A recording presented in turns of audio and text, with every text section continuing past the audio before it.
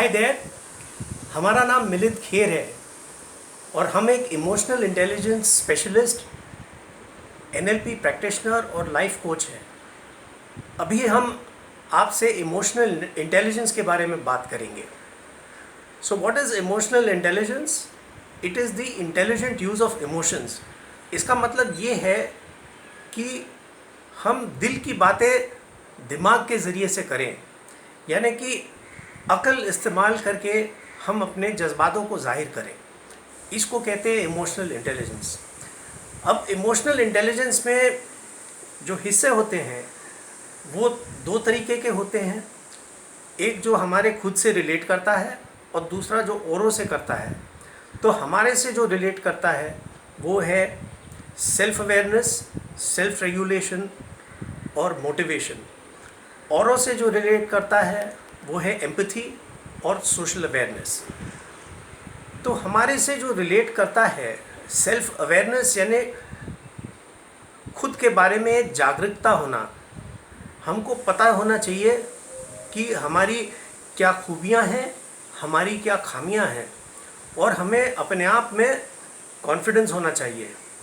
Self regulation का मतलब होता है कि अपने जज्बातों पे हम काबू पा सकें।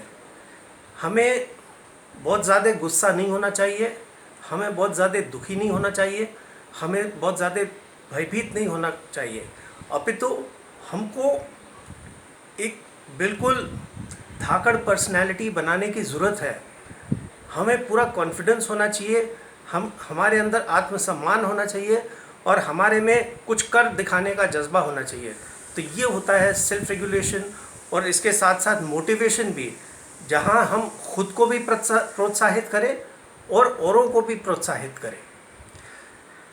तो एम्पैथी किसको कहते हैं? एम्पैथी है सहानुभूति, यानी कि औरों के साथ भी हमको समझना चाहिए कि उनके जज्बात क्या है, हमको ये समझना चाहिए कि उनके दुख दर्द क्या है, वो दरअसल ज़िंदगी में चाहते क्या है। भली भांति हमको उनको डेवलप करना चाहिए, उनको विकसित करना चाहिए। और रिलेशनशिप मैनेजमेंट ये है कि हम अपने संबंधों को बनाए रखें। तो हम अपने संबंधों को किस तरीके से बना सकते हैं जिससे कि हमारे पर्सनल रिलेशनशिप्स बढ़ें, जिससे कि हमारे प्रोफेशनल रिलेशनशिप्स बढ़ें और जिससे कि हमारे बिजनेस में तरक्की हो। ये एक बहुत बड़ा सब्जेक्ट है और इसको हम बहुत तफसील से देखेंगे हमारे वेबिनार इमोशनल इंटेलिजेंस में। Thank you.